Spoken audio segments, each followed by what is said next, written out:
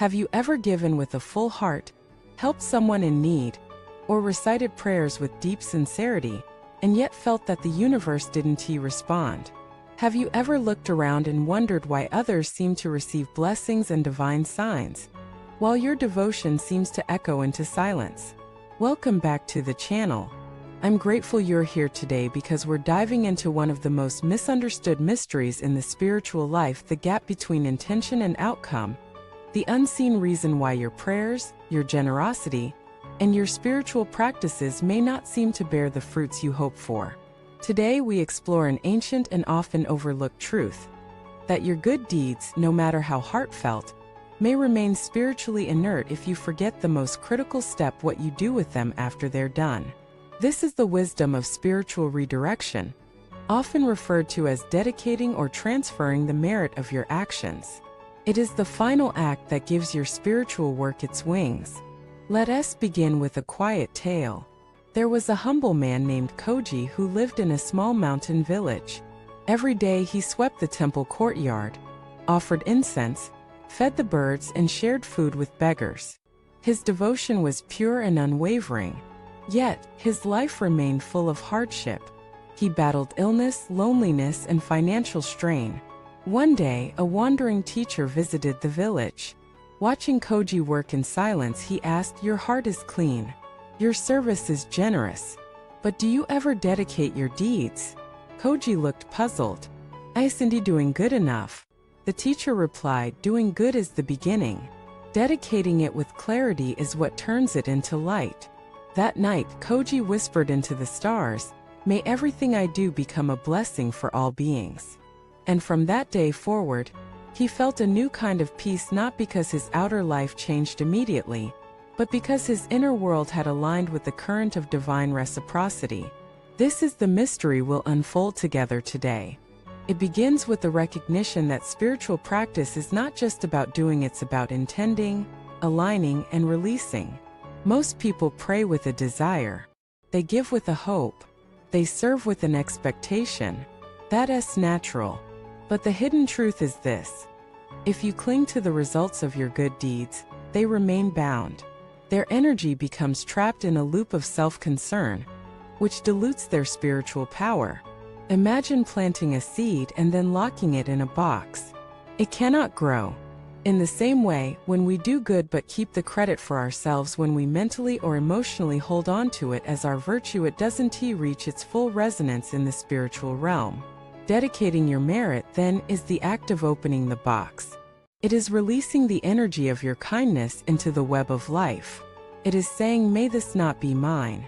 May it belong to the healing of the world." And that simple shift, silent, inward, sincere, can change everything. Hear us another story. A woman named Aisha had spent years caring for her elderly parents. She missed vacations, career opportunities, even relationships. She poured her heart into service. But inside, she grew resentful. Not of her parents, but of the lack of recognition. She felt unseen by the world.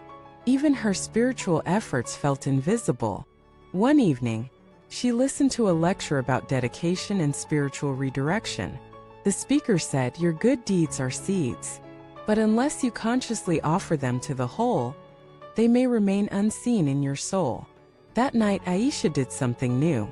She sat quietly and whispered, "I give this day to all beings who are caring for others in silence. May my effort bless them. May my unseen moments become their light." She wept. And in that weeping, the burden she carried for years began to melt. This is the sacred paradox of dedication. You lose nothing by offering your merit. You gain everything.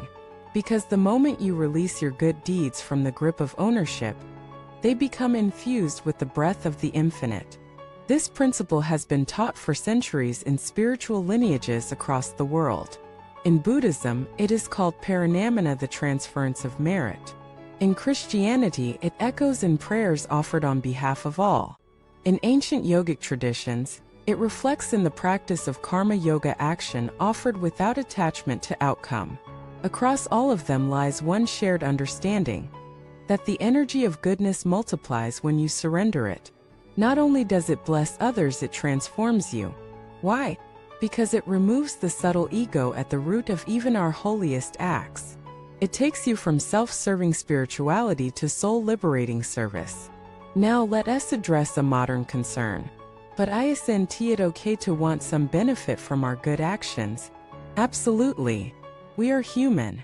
We hope that our prayers will bring healing, that our kindness will return, that our sacrifices will not go unnoticed. But the teaching is not to suppress that hope. It is to transcend it. To trust that even if no eye sees, even if no one thanks, even if no reward comes immediately, your action still echoes in the vastness of life.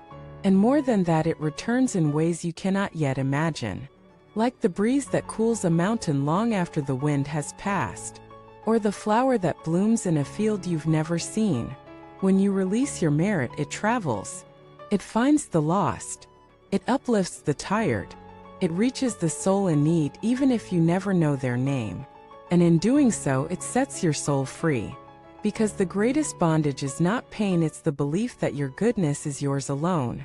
Let me tell you about a boy named Raphael. He lived in a chaotic home and would often retreat into nature to find peace. One day, he found a hurt bird. He nursed it for days, missing school, skipping meals until it healed. When he released it, he whispered, "Fly and heal someone else." Years later, after his own life fell apart, he sat in a park, crying silently. A stranger approached and said, "I don't know why, but I felt called to sit next to you." They spoke for hours. That stranger helped him rebuild his life. Later, Raphael wrote in his journal, "Maybe that bird became this blessing." We don't always see the ripple, but it flows. Every act of love released becomes part of the world's secret symphony. So, if you've been wondering why your prayers go unanswered, if your service feels unrewarded, if your kindness seems invisible, try this. Stop asking for acknowledgement. Start offering your light. Whisper after every good act, "May this serve someone I will never meet." And then watch what happens, not outside but within. A quiet joy begins to grow. A sacred strength awakens. And your life begins to feel not like a ledger of effort, but a river of grace. Thank you for joining me today. In the next part, we'll explore how to make dedication a daily practice, how it can transform your relationships, your career, and even your health. Stay with me. Leave a comment. What good deed will you release today? Who will you dedicate it to? Like, subscribe, and share this message with someone whose goodness deserves to fly free. Thank you for watching this video.